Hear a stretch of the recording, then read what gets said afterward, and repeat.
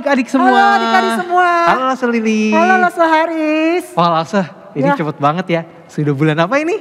Waduh, udah masuk bulan Desember. Iya, bulan Desember. Sudah di akhir tahun loh, tahun 2021. Iya, gak berasa ya Lase. Desember ada apa ya? Biasanya kita ngapain Desember? Ya tentu saja kita mau merayakan Hari Natal. Hari Natal, hari kelahiran Tuhan Yesus. Oke, kita mau mulai ibadah kita. Kita mau mempersiapkan hati kita. Kita nyanyikan lagu kita di dalam bait Allah. Yes. Ayo semuanya langsung ajak kita semua untuk mempersiapkan hati kita. Kita nyanyikan lagu kita di dalam bait Allah. Untuk memulai kebaktian di bulan Desember yang pertama ini.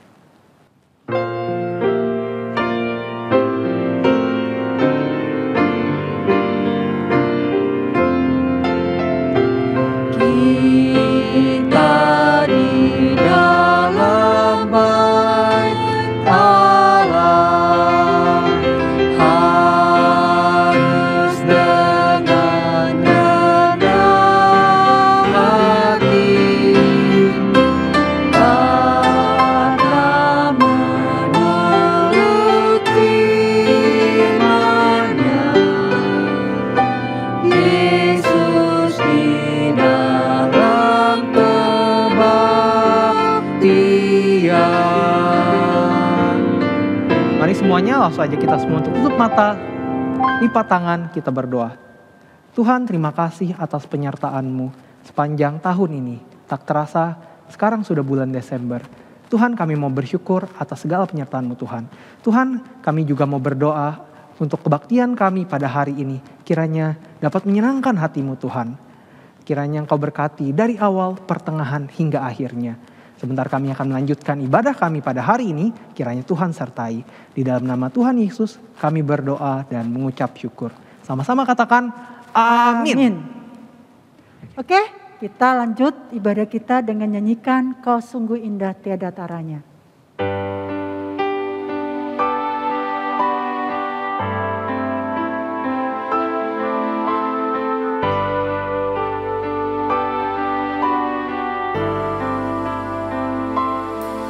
Sungguh indah tiada taranya,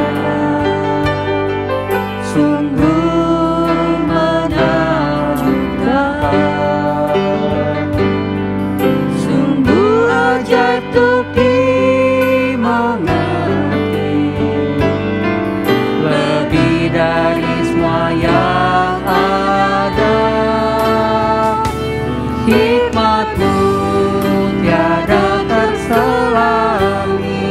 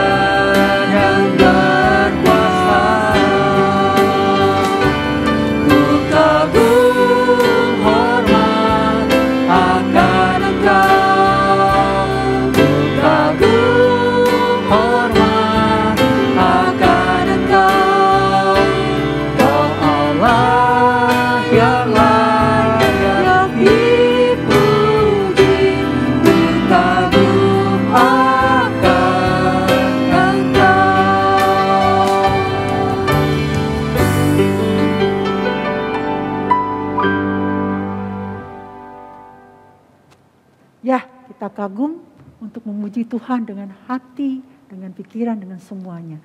Oke, kita untuk menyambut Natal, kita nyanyikan lagu Go Tell It on the Mountain.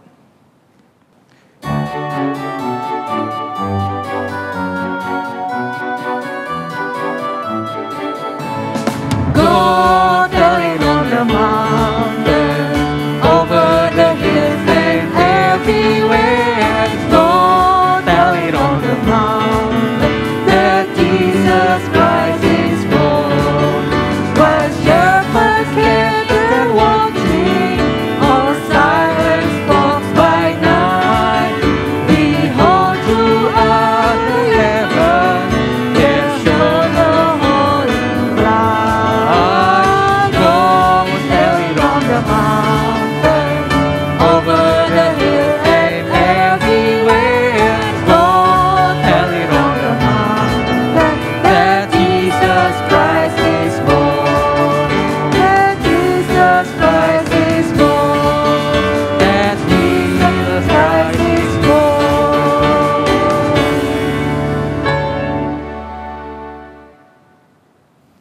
Oke adik-adik, sekarang langsung mau mengajak kita semua untuk bangkit berdiri dengan sikap yang hormat. Kita mau mengikrarkan pengakuan iman rasuli. Pengakuan iman rasuli. Aku percaya pada Allah, Bapa yang Maha Kuasa, Khalik langit dan bumi, dan kepada Yesus Kristus, anaknya yang tunggal Tuhan kita, yang dikandung daripada Roh Kudus, lahir dari anak darah Maria, yang menderita sengsara di bawah pemerintahan Pontius Pilatus, disalibkan, mati dan dikuburkan, turun ke dalam kerajaan maut. Pada hari yang ketiga, bangkit pula dari antara orang mati, naik surga, duduk di sebelah kanan Allah, Bapa yang Maha Kuasa, dan dari sana Ia akan datang untuk menghakimi orang yang hidup dan yang mati. Aku percaya pada Roh Kudus, gereja yang kudus dan am, persekutuan orang kudus, pengampunan dosa, kebangkitan tubuh, dan hidup yang kekal. Amin. Oke adik-adik, kita sudah mempersiapkan hati kita untuk memberikan persembahan. Sudah siap persembahannya di rumah? Oke, caranya bisa disimpan di dalam amplop atau langsung transfer melalui scan barcode yang ada di layar ini. Oke adik-adik, tapi jangan lupa waktu transfer kasih kode angka 1 di belakang. Biar tahu bahwa ini persembahan buat sekolah minggu. Ya, jadi kalau mau transfer 50.000 50001. Oke, kita mau menyanyikan lagu buat persembahan kita dengan menyanyikan lagu Give Thanks.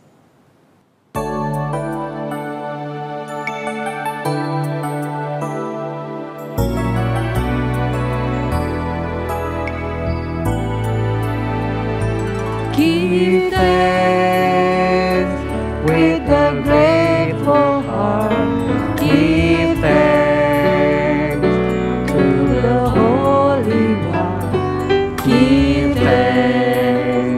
because He's given Jesus Christ, His Son. Give thanks with a grateful heart. Give thanks to the Holy One. Give thanks because He's given Jesus Christ, His Son. And now let the weak say, I am strong. Let the poor say, I am weak, because of what the Lord has done for us. And now let the weak say, I am strong. Let the poor say, I am weak, because of what the Lord has done for us. Give thanks.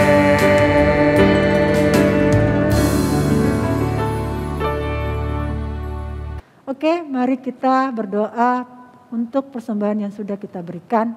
Ditutup dengan doa Bapa kami bersama-sama. Oke, lipat tangan, tutup mata, kita berdoa.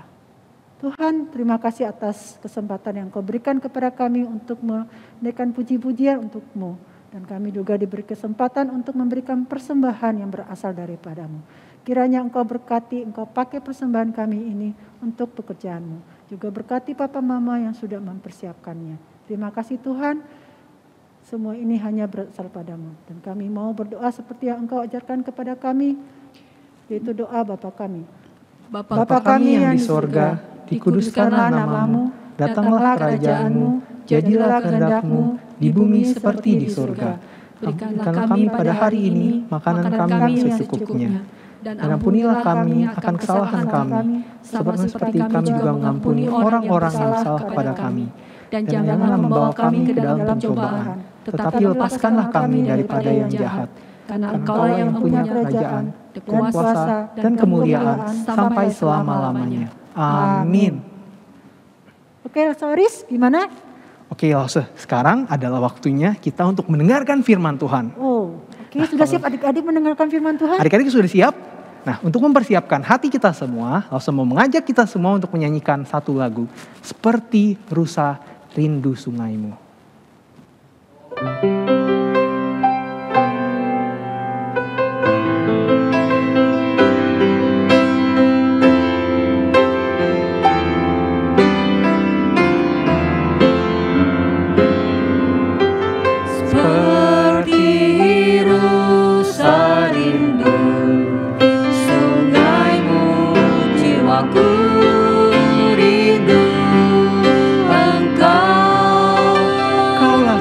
Hasrat hati. Kaulah Tuhan hasrat hatiku, ku rindu menyembah-Mu. Engkau kekuatan dan perisai. Engkau kekuatan dan perisaiku, kepadamu rohku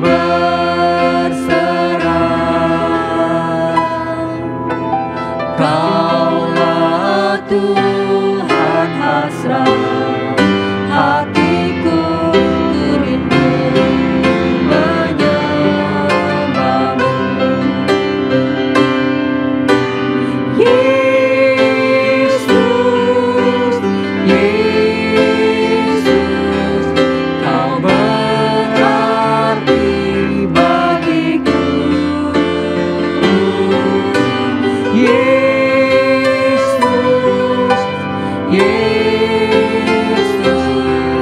Kau segalanya bagiku.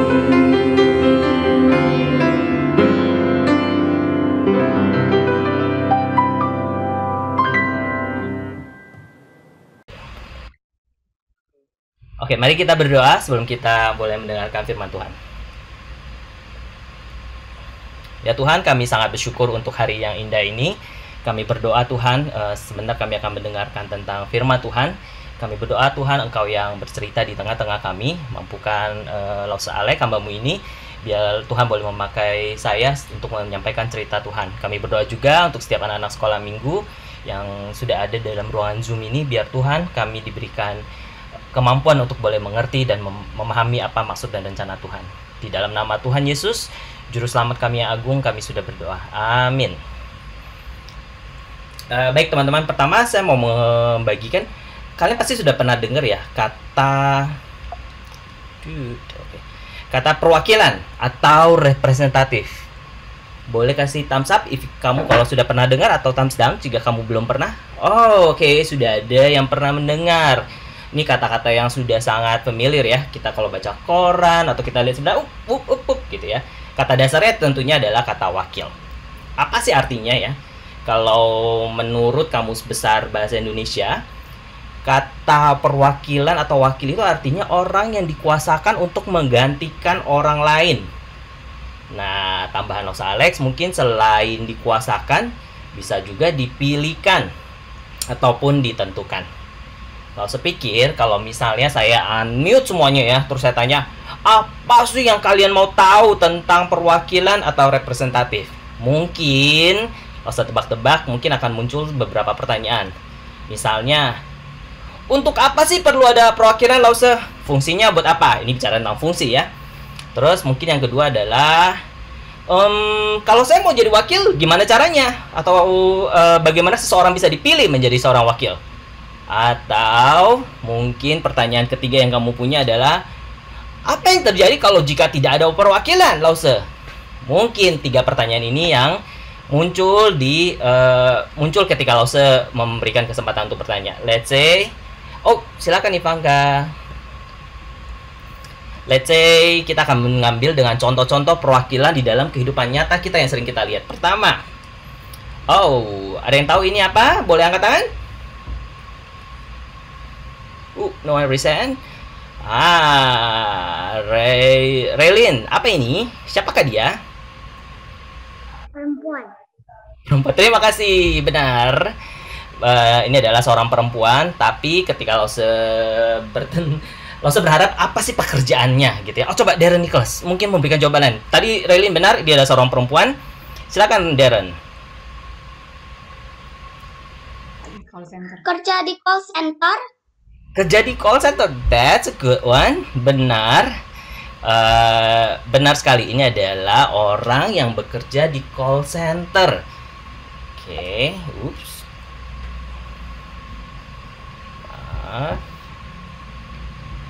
ya.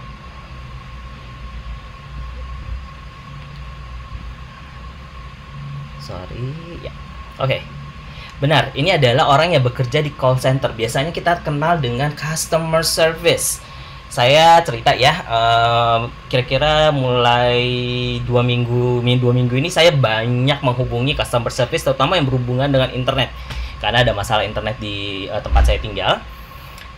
Nah, kalau bicara tentang customer service atau call center, fungsinya buat apa? Tentunya dia berfungsi untuk menjawab pertanyaan-pertanyaan daripada para customers. Atau kalau misalnya perusahaannya punya policy atau peraturan baru, misalnya perusahaan internet saya menyatakan besok kami akan tutup, hahaha gitu ya, dan tentu melalui call center ini menyampaikan kepada para pelanggannya ya. Jadi besok akan terjadi apa dan seterusnya. Atau misalnya perusahaan internet saya ada masalah koneksi, teman-teman juga mungkin sering ya, apalagi hujan gitu ya. Nah, nanti call center juga akan menjawab atau memberikan pernyataan, mohon maaf, perusahaan koneksi internet Anda sedang terjadi bla bla bla gitu ya. Lalu bagaimana cara menjadi seorang perusahaan call center? Tentu harus melalui pelatihan ya. Nggak bisa misalnya Lause Alex yang belum pernah mengerti tentang produk sesuatu terus menjadi perwakilan dari produk itu. Misalnya saya tidak mengerti produk ini, kemudian saya bilang produk ini bagus, padahal saya nggak tahu ya produk ini apaan ya gitu. Bagaimana kalau jika tidak ada? Kalau jika tidak ada mungkin agak sedikit kacau ya. Misalnya saya sebagai seorang pelanggan internet, kalau nggak ada, waduh, saya mau kontak siapa gitu ya. Saya mau tanya kepada siapa. Ataupun jika pemilik perusahaan mempunyai suatu keputusan yang hendak disampaikan kepada pelanggannya, mungkin agak repot ya, karena harus kontakin satu-satu gitu ya. Apalagi kalau jumlah pelanggannya adalah ratusan ribu, itu akan sulit. Lalu ini sesuatu yang sering kita lihat di TV, majalah, koran, dan sebagainya. Ini adalah anggota perwakilan rakyat. Fungsinya apa? Fungsinya kalau di Amerika mungkin kongres ya, ataupun legislatif atau mungkin sebutan-sebutan lain di negara-negara yang berbeda. Tapi kalau di Indonesia kita kenal sebagai Dewan Perwakilan Rakyat. Ada kata pewakil di situ, di mana sekelompok orang ini mewakili seluruh rakyat Indonesia. Bisa dalam hal pembuatan peraturan ataupun biasanya peraturan ya, merancang peraturan, kemudian disahkan, kemudian dijalankan. Kalau teman-teman belajar PPKN kayaknya kelas 3 4 sudah ya, tentang bagaimana ada legislatif, eksekutif, dan seterusnya itu. Oke. Anyway, bagaimana mereka bisa menjadi Dewan Perwakilan Rakyat? Tentu yang kali ini harus dipilih. Yang milih siapa? Rakyat sendiri gitu ya. DPR pilih. Ya, benar. Gimana kalau jika tidak ada? Kalau jika tidak ada akan sulit ya. Karena nanti yang bikin peraturan siapa? Yang itu bakal ribut dan ramai seterusnya. Oke, Lause akan cepat. Ini adalah perwakilan di sekolah. Mungkin di sekolah teman-teman ada yang sebutnya dengan homeroom, ada yang wali kelas, wakil kelas, dan seterusnya. Fungsinya apa? Fungsinya tentu untuk menyampaikan misalnya keputusan dari kepala sekolah disampaikan kepada para murid, hari ini libur, atau misalnya hari ini tidak jadi libur, semuanya harus masuk sekolah, atau hari ini ada kegiatan bla bla bla, dan seterusnya. Ini adalah contoh-contoh para wakil.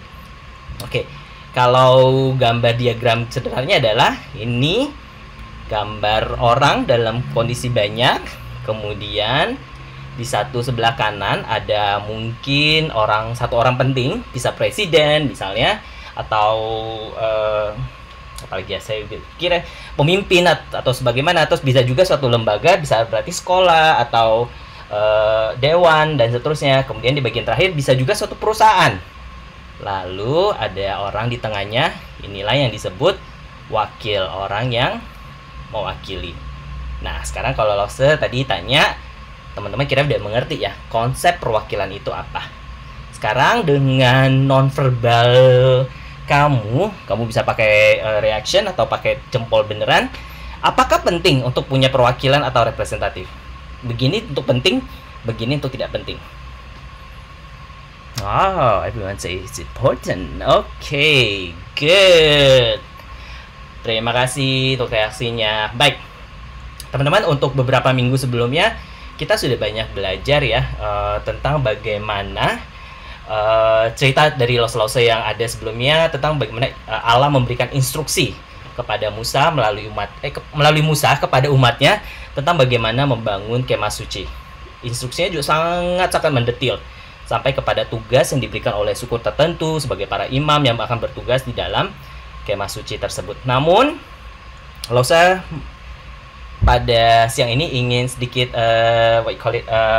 review dengan memberikan 4 fakta yang kemudian saya berharap teman-teman ingat selalu fakta itu ya. Yang pertama Allah itu adalah kudus. Ini adalah sifat Allah. Karena Allah itu sepenuhnya kudus, dosa tidak dapat mendekat. Sehingga ketika Adam dan Hawa tidak taat kepada Allah dan jatuh ke dalam dosa, manusia terciptaannya, yaitu Adam dan Hawa, terpisah daripada Allah sang pencipta. Di Keluaran 3 ayat 5 dan 6 ada Allah sendiri berfirman, ketika Allah bertemu dengan Musa dan mau memanggil Musa ya, dia berkata, "Janganlah datang dekat-dekat, tanggalkanlah kasutmu dari kakimu, sebab tempat di mana kamu berdiri itu adalah tanah yang kudus." Lalu Allah berfirman, "Akulah Allah ayahmu, Allah Abraham, Allah Ishak, Allah Yakub." Lalu apa yang terjadi pada Musa? Musa pada saat itu langsung menutupi mukanya sebab dia takut memandang Allah. Ini menggambarkan Allah adalah Allah yang kudus. Allah yang kudus dalam arti Allah tidak bisa Allah yang kudus artinya dosa tidak bisa mendekat kepada Allah. Oke, itu fakta yang pertama, Allah itu kudus. Kemudian fakta yang kedua, manusia yang berdosa.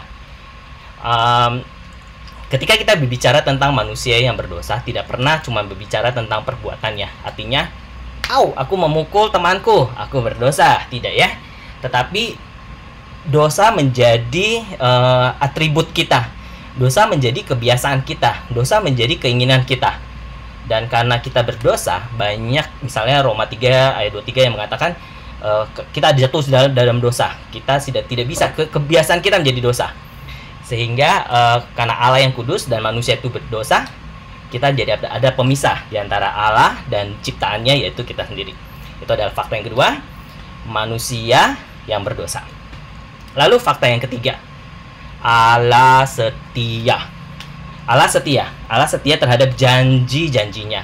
Allah setia bahkan begitu setia sampai ketika pertama kali manusia jatuh di dalam dosa, Allah sudah setia untuk merencanakan ya keselamatan ya. Bahkan ketika umatnya tidak setia, bahkan ketika umatnya mengeluh, kalau teman-teman masih ingat cerita bagaimana bangsa Israel keluar dari Mesir, itu kan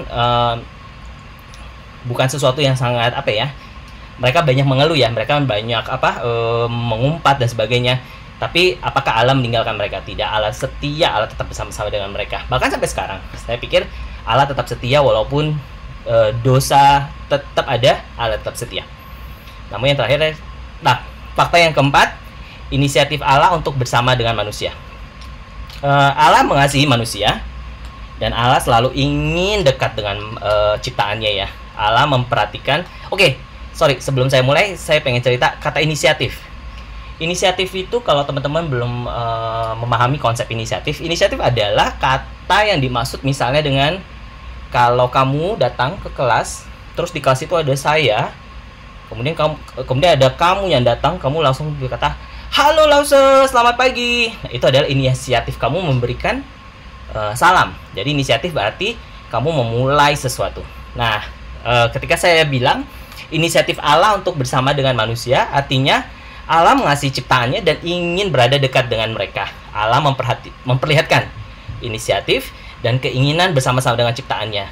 Namun sejak manusia jatuh dalam dosa, yang kotak kanan atas, dan Allah itu kudus, yang sebelah kiri atas, Allah harus merencanakan satu misi keselamatan untuk ciptaannya, untuk menyelamatkan manusia. Bahkan bukan cuma itu ya, tapi Allah juga ingin bersama-sama dengan manusia. Karena itu ketika Allah memanggil umatnya keluar dari Mesir, dan ketika Musa naik ke atas gunung, dan ketika dia turun, dia lihat banyak umatnya tidak tahu ya cara menyembah Allah yang benar dan sebagainya. Dia memberikan hukum-hukum, dia memberikan cara-cara beribadah. Kemudian Allah juga memberitahukan kepada Musa, begini loh imam yang harus kamu pilih dan harus kamu kuduskan, dan seterusnya. Kita akan belajar tentang itu. Oke, sekarang pertanyaan yang paling besar, lalu kenapa Allah mau berinisiatif sampai sejauh itu ya? Mau melakukan semua itu, apa karena dia nggak bisa ciptaan baru gitu? Tidak, hanya ada karena satu alasan. Alasannya adalah Allah begitu kasihi manusia, karena begitu besar kasih manusia. Oke, hanya itu alasan hanya alasan itu kenapa Allah mau berinisiatif untuk mau bersama-sama dengan kita dan mau setia dengan manusia. Oke, jadi Lause berharap 4 fakta ini terus kamu ingat ketika kita bercerita ke depan, atau ketika kamu mau review lagi apa sih yang cerita-cerita kemarin. Pertama, Allah itu kudus, manusia yang berdosa, Allah itu setia, kemudian Allah yang berinisiatif untuk bersama-sama dengan manusia. Baik, kemarin kita juga udah saya rasa 2 minggu yang lalu ya, kita udah mulai cerita tentang bagaimana Musa mendapatkan instruksi dari Allah untuk membangun kemah suci. Kemudian Allah memilih melalui imam untuk mewakili umatnya di hadapannya. Lalu pertanyaannya, apakah para imam ini memang adalah orang-orang yang maha kudus, tidak punya dosa dan sebagainya? Justru kebalikannya ya.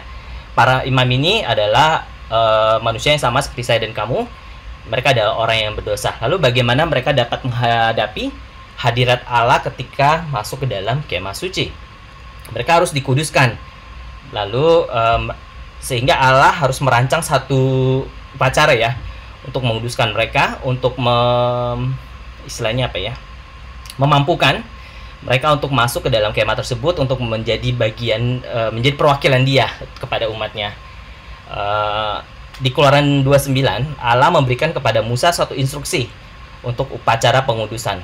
Kitab berikutnya ada kitab Imamat juga, mulai dari pasal 8 sampai 10. Di situ dikatakan bagaimana instruksinya sangat mendetail ya, harus apa saja yang harus dilakukan. Kita akan mencoba untuk mempelajari secara dalam waktu yang ada ini, kira-kira apa yang kita lakukan dan apa sih maknanya. Baik, kita akan mulai dengan Keluaran 29 ayat 1. Saya boleh minta satu orang boleh membacakan. Raise your hand kalau kamu bersedia. Ivanka, silakan.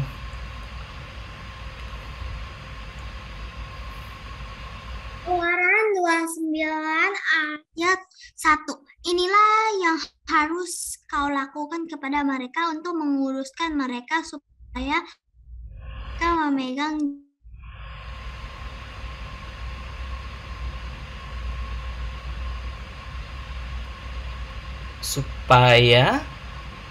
mereka memegang jabatan imam bagiku. Ambillah seekor lembu jantan muda dan 2 ekor domba jantan yang tidak bercela. Oke, Ivaka tadi ada masalah internet ya tampaknya. Oke, terima kasih Ivaka. Please. That's okay. Oke, kemudian Keluaran 29 ayat 2. Mungkin Ivaka boleh lagi. Ivaka, Keluaran 29 ayat 2.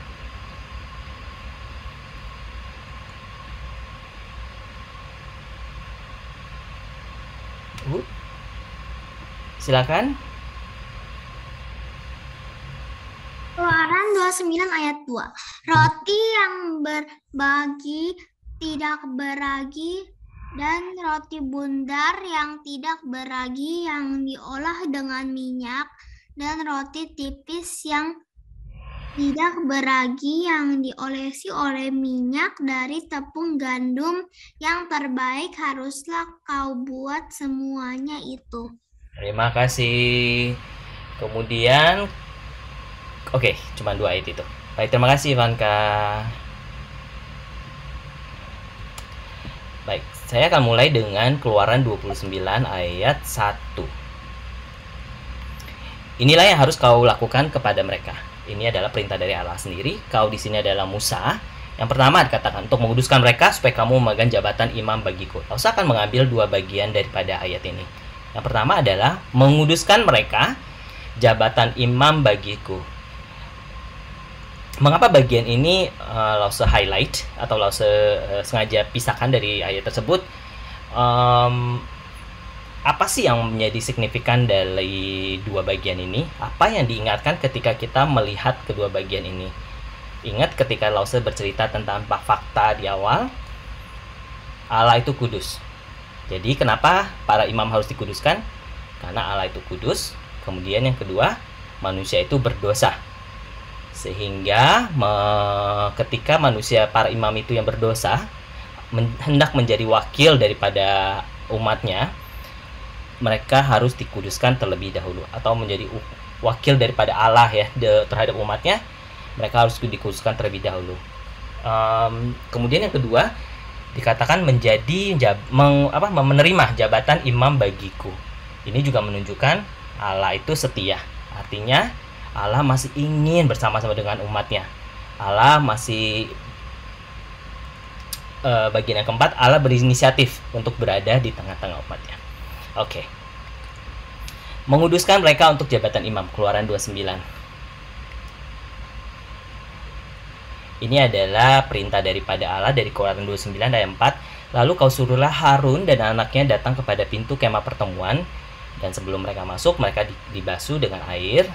Ini adalah contoh pakaian yang dikenakan. Kenakan pada Harun kemeja, gamis baju efod serta tutup dada. Kau kebatkanlah sabuk baju efod kepadanya. Kau taruhlah serban di kepalanya. Dan jamang yang kudus kau bubuhkan pada serban tersebut. Teman-teman bisa membaca bagian ini di Keluaran 29. Di sana sangat sangat mendetil ya apa yang dilakukan dan apa yang dipakaikan. Oke. Lalu dikatakan di Keluaran 29 ayat 7, ini adalah masih bagian daripada upacara tersebut. Sesudah itu kau ambillah minyak urapan, kau tuangkan ke atas kepalanya dan kau urapi dia. Artinya Harun dan anak-anaknya yang menjadi para imam itu diurapi oleh dituangkan minyak urapan di atas kepalanya oleh Musa. Musa juga diperintahkan untuk melakukan korban untuk pengampunan dosa dan persembahan Allah. Mengapa Musa harus melakukan semua itu? Jawabannya masih sama. Pertama, menguduskan mereka jabatan supaya mereka bisa memangku jabatan imam bagi Allah. Lalu jangan lupa keempat fakta tersebut. 1. Allah itu kudus, manusia berdosa, Allah yang setia, dan ini adalah inisiatif Allah untuk bersama-sama dengan manusia.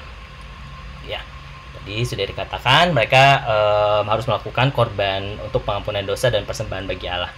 Nah, ada menurut Keluaran 29, ini Imamat. Menurut kitab Imamat ada 3. Yang pertama dikatakan lembu jantan korban sebagai penghapusan dosa. Artinya para imam itu dosanya dihapuskan dan dia harus meletakkan tangannya di atas kepala lembu jantan korban tersebut sebagai bentuk pengampunan dosa. Ini adalah simbol tentunya ya. Kemudian Imamat 8 ayat 14 dan 21b dikatakan untuk membawa domba jantan korban bakaran. Lalu Harun dan anak-anak itu meletakkan tangan ke atas kepala domba jantan tersebut, dan ini adalah korban yang menyenangkan untuk persembahan kepada Allah, disebut juga korban api-api bagi Tuhan.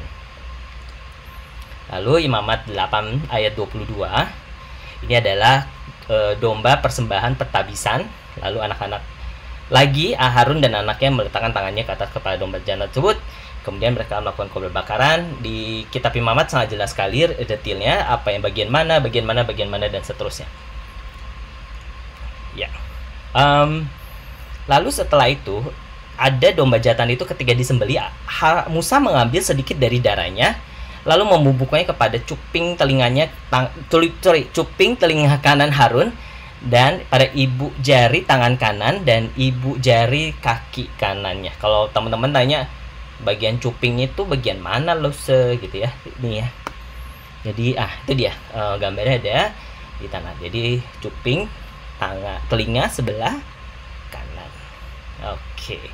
Lalu pertanyaannya lagi, Lause, tujuannya buat apa untuk semua ini? Imamat 8 ayat 34 memberikan jawabannya. Seperti yang diperbuat pada hari ini, demikian juga diperintahkan Tuhan kamu perbuat kelak untuk mengadakan perdamaian bagimu. Semuanya ini untuk memungkinkan Allah bisa bersama-sama dengan umatnya yang berdosa. Ingat, Allah yang kudus, manusia yang berdosa. Tujuan utamanya adalah membersihkan para imam dari dosa-dosa mereka dan untuk membuat perdamaian atau membayar dosa-dosa mereka, sehingga dapat dikhususkan untuk melayani Tuhan sebagai para imam. Oke. Apakah ketika sudah selesai sekali itu selesai? Tidak ya. Upacara besarnya sudah selesai, namun para imam belum boleh masuk ke dalam kemah pertemuan. Dikatakan dalam Imamat 8 ayat 35, di depan pintu kemah pertemuan haruslah kamu tinggal siang malam 7 hari. Jadi mereka harus tinggal di sana selama 7 hari, dan kamu harus melakukan kewajibanmu terhadap Tuhan dengan setia supaya kamu jangan mati. Demikianlah yang diperintahkan. 7 hari berikutnya Musa dan anaknya tinggal di sana. Harun dan anak-anaknya tinggal di sana, dan Musa mempersembahkan korban setiap hari. Kemudian Musa memanggil orang Israel sekali lagi dan mengalihkan pekerjaan persembahan kepada para imam. Imam mempersembahkan korban tepat seperti yang Allah perintahkan, dan akhirnya Allah dan beritahukan kepada Musa dan Harun untuk boleh masuk ke dalam kemah pertemuan dan ke hadiratnya. Di sini kita dilihat di Keluaran 29 44 sampai 46. Ketika Musa dan Harun masuk ke dalam kemah pertemuan. Ingat bagian ini dan keempat faktanya. Pertama, Allah itu kudus, manusia berdosa, kesetiaan Allah, inisiatif Allah untuk bersama-sama dengan manusia. Kita akan membaca dari Keluaran 29 ayat 44. Ada yang mau membacakan Keluaran 29 ayat 44? Mungkin kasih temannya yang lain. Coba. Jillian, oke? Coba lah bisa nggak ya? Ya, silakan Jillian. Kenapa? Boleh bacakan ayat ini? Oh, kamu unmute lagi. Ya, silakan Jillian. Oke. Aku akan memutuskan kemah pertemuan dan mezbah itu. Lalu Harun dan anak-anaknya akan kukuduskan supaya mereka memegang jabatan imam bagiku. Terima kasih Jillian. Lalu boleh di Keluaran 29 ayat 45. Mungkin Theodore, oke? There you go. Keluaran 29 ayat 45. Aku akan diam di tengah-tengah orang Israel dan aku akan menjadi Allah mereka. Oke, terima kasih Theodore. Lalu Keluaran 29 ayat 46. Maika. Coba bisa Maika unmute.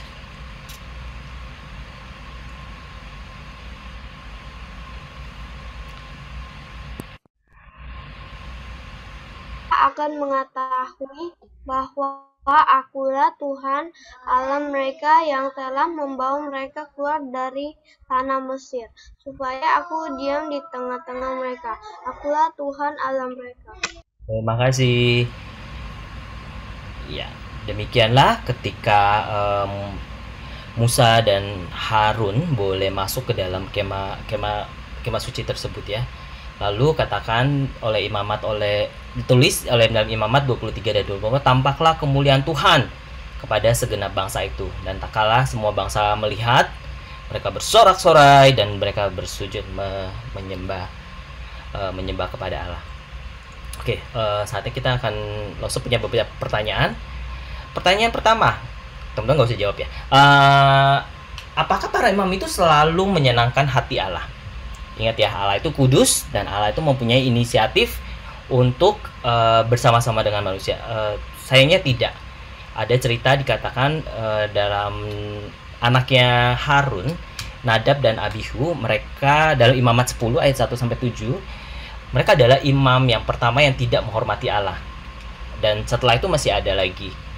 Tapi juga tetap ada imam yang saleh yang coba menaati semua yang Allah perintahkan. Namun juga ada yang gagal. Tapi kenapa mereka gagal? Tentu karena mereka berdosa. Karena dosa yang menjauhkan kita daripada Allah, yang memisahkan kita daripada Allah yang kudus itu. Namun apakah Allah kemudian berbalik dan meninggalkan manusia? Tidak. Ini adalah Allah yang setia. Allah masih tetap bersama dengan manusia, umat pilihannya, bahkan ketika umatnya yang setia itu melakukan banyak kesalahan atau tidak taat kepada perintahnya. Kesetiaan Allah nggak cuma berhenti pada satu titik ya, tapi berakhir sampai ribuan tahun. Kemudian sampai kepada Yesus datang. Yesus adalah imam yang terakhir, satu-satunya yang menaati Allah dengan sempurna dan membuat perdamaian akhir, dan yang menjadi membersihkan dosa kita. Ibrani 4 ayat 14 dan 16 mengatakan, karena kita sekarang mempunyai imam besar yang agung yang telah melintasi semua langit, yaitu Yesus, anak Allah, baiklah kita teguh berpegang kepada pengakuan imam kita. Sebab imam besar yang kita punya bukanlah imam besar yang tidak dapat turun merasakan kelemahan kita, melainkan sama seperti kita, ia telah dicobai, hanya tidak berbuat dosa. Sebab itu, marilah kita dengan penuh keberanian menghampiri tahta kasih karunia, supaya kita menerima rahmat dan kita menemukan kasih karunia untuk mendapatkan pertolongan kita pada waktunya. Ini adalah Ibrani 4 ayat 14. Ribuan tahun bahkan hingga saat ini. Lalu tadi ingat lagi apa fakta-faktanya? Pertama, Allah itu kudus, manusia yang berdosa, Allah yang setia, dan inisiatif Allah untuk bersama-sama dengan manusia. Ini yang membuat Allah mengirimkan anaknya yang tunggal untuk bersama-sama dengan kita, seperti yang ditulis dalam Yohanes 3 ayat 16. Mengapa Tuhan Yesus mau turun ke dalam dunia sebagai manusia, kemudian menyerahkan dirinya untuk menyelamatkan kita? Karena Allah mengasihi kita. Sekarang pertanyaan Lause untuk kamu renungkan di rumah atau kamu renungkan sepanjang minggu ini. Bagaimana keadaan saya saat ini ketika saya datang kepada Tuhan? Ketika Lause menulis pertanyaan ini, Lause juga merenung ya, bagaimana keadaan Lause ketika misalnya Lause harus beribadah kepada Tuhan. Apakah saya beribadah dengan sungguh-sungguh, atau saya justru beribadah dengan tidak menghormati Allah, atau saya tidak menyukuri kesempatan saya untuk beribadah kepada Allah? Apakah saya bersiapkan hati saya gitu ya? Apa juga Lause dalam konteks bercerita, apakah ketika Lause mendapatkan tugas untuk mencerita, apakah tugas itu Lause lakukan dengan sungguh-sungguh, mempersiapkan dengan baik? Kalau tadi para imam harus dikuduskan ya selama 7 hari, dikasih darah dan sebagainya, mungkin Lause tidak harus sampai pakai darah domba dan sebagainya, tapi apakah hati Lause berpusat kepada Allah, berpusat kepada Kristus ketika Lause mau mempersiapkan diri untuk bercerita? Hal ini juga mengingatkan saya sebagai Lause. Lalu pertanyaan yang kedua, apakah saya sudah meresponi panggilan Allah melalui Tuhan Yesus? Teman-teman sudah tahu ya. Gambarnya terbalik. Bentar.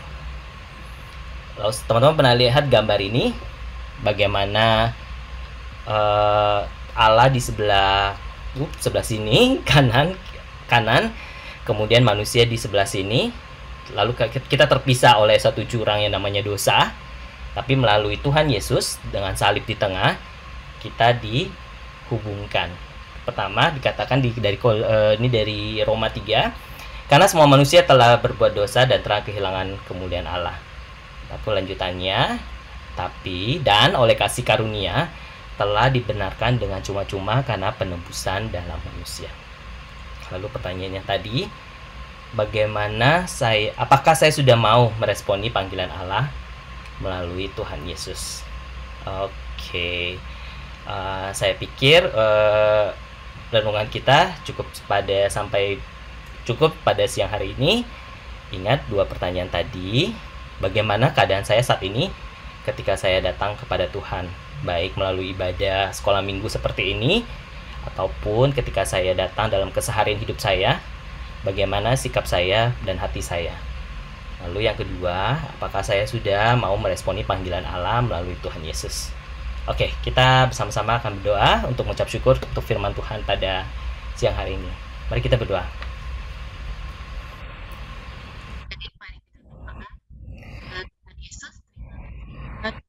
Tuhan yang boleh kami dengar melalui Losa Alex. Tuhan ajarkan kepada kami kalau Tuhan itu kudus dan kami berdosa, sehingga ketika kami menghadap Tuhan, kami harus punya hati yang benar-benar sudah diampuni dosanya, dan juga hati yang sungguh-sungguh untuk datang kepada Tuhan. Tuhan tolong kepada kami agar setiap kali kami beribadah kepada Tuhan, kami punya hati yang benar-benar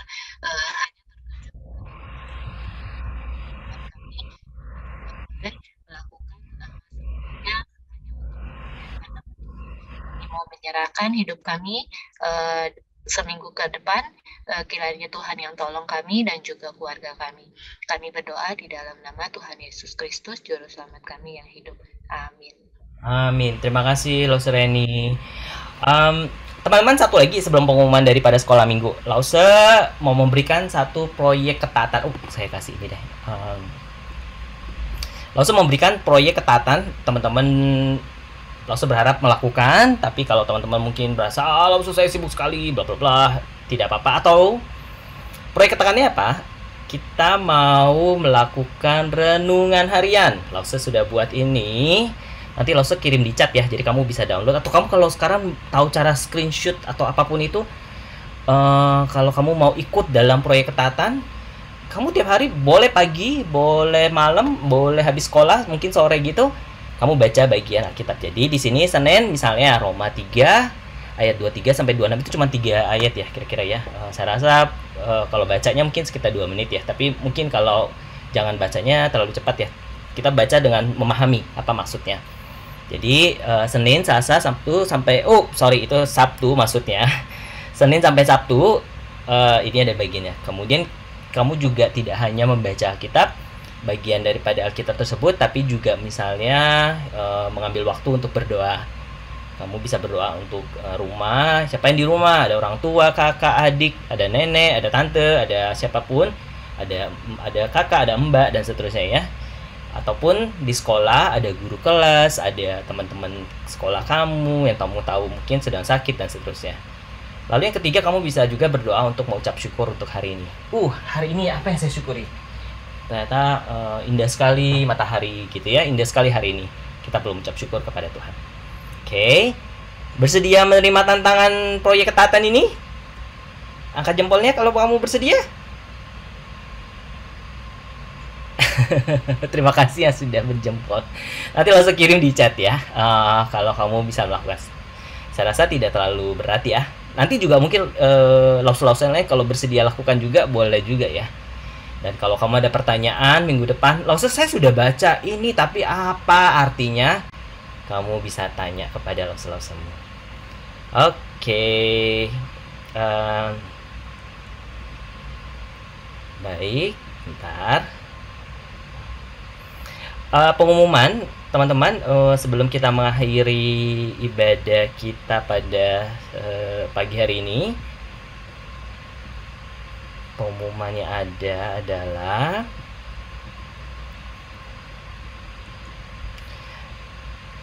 maaf, saya tunjukkan.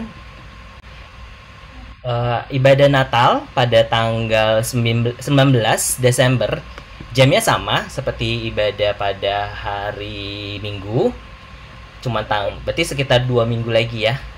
Kita akan ibadah Natal, merayakan perayaan Natal melalui Zoom. Di sini ada sekolah minggu GKY Pluit. Itu Miss. Sorry? Kenapa 19 Desember kan itu dulu Christmas, harusnya 25 baru Christmas. Kenapa jadi 19? 25 itu hari apa ya? Hari Rabu atau hari Kamis ya? Tanggal 25 itu kan sebenarnya hari kalender merahnya ya. Kalau jujur sih, kamu tanya. 25 itu itu hari Sabtu. 25 hari Sabtu, oke.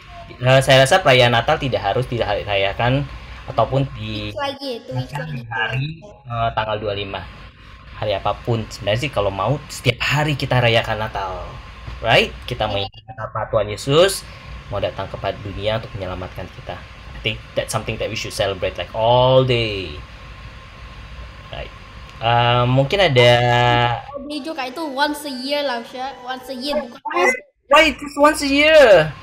Make it every year. Make it every day. Minta ke Jesus dong, bukan ke kita. Ya kamu tidak harus pasang pohon Natal tiap hari, tapi misalnya bolehlah kamu merenung. Hari this year enggak, gara-gara mami ayah pergi ke Amerika this year nanti. Oh, jadi kamu tidak memasang pohon Natal? Tapi dia belum pergi. Tapi ingat Natal yang sejati kan bukan bicara tentang pohon Natal dan seterusnya ya. Siapa? Apa Natal sejati? Ada yang tahu? Enggak. Cerita apa sih Natal yang sejati itu? Wah, ini jadi topik kedua nih, maaf ya. Natal sejati tentang ke apa? Tentang Tuhan Yesus ya sebagai juru selamat. Ingat dari Yohanes 3:16 ya tadi ya. Makanya kamu ayo sarankan membaca renungan harian proyek kita.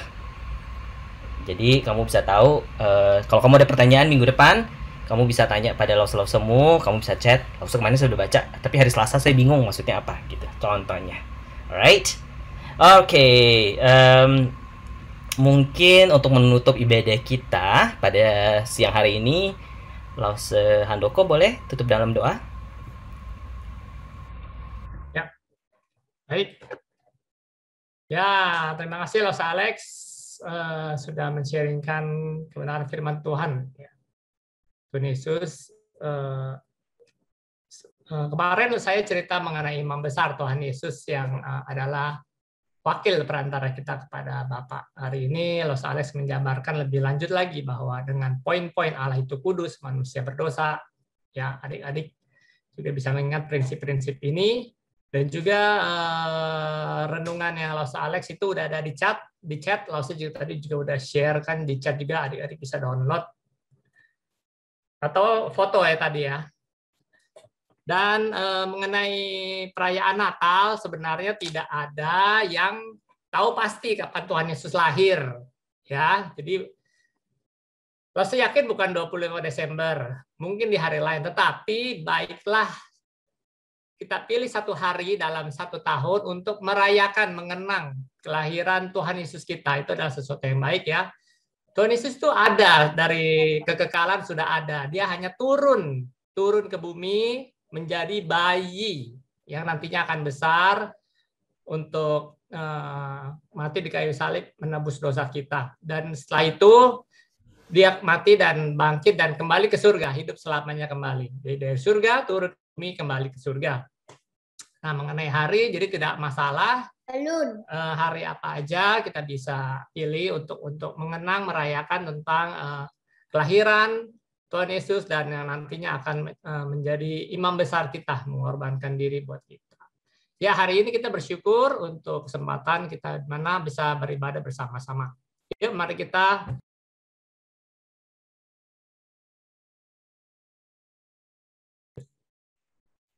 Bapa dalam surga, kami bersyukur untuk hari ini kami bisa bersama-sama memuji dalam penyembahan. Kami juga mendengar firman-Mu, sudah kami dengar dari Laus Alex. Tuhan, berikanlah kami telinga supaya kami bisa mendengar, hati supaya bisa mengerti, dan kebenaran-Mu bisa bertumbuh dalam hidup kami. Kau adalah Allah yang kudus, dan kami adalah manusia berdosa, dan kami memerlukan Tuhan Yesus yang mengampuni, menyucikan dosa kami, dan kami bersyukur Tuhan Yesus sudah melakukan itu. Bapa, tolonglah kami dalam kehidupan kami sehari-hari, dalam pelajaran kami belajar yang baik, dan juga menghormati orang tua kami. Kiranya kami menjadi saksi Kristus. Dan Engkau yang memelihara kesehatan kami, sehingga kami bisa bertemu kembali minggu depan, mendengarkan firman-Mu yang baru. Dan tolong kami juga di dalam mengerjakan PR harian kami mau belajar merenungkan firman-Mu, supaya kami bisa mengerti. Di dalam nama Tuhan Yesus kami berdoa. Amin. Thank you. Oke. Koko. Ya, thank you. Bye semuanya, selamat hari Minggu. Bye.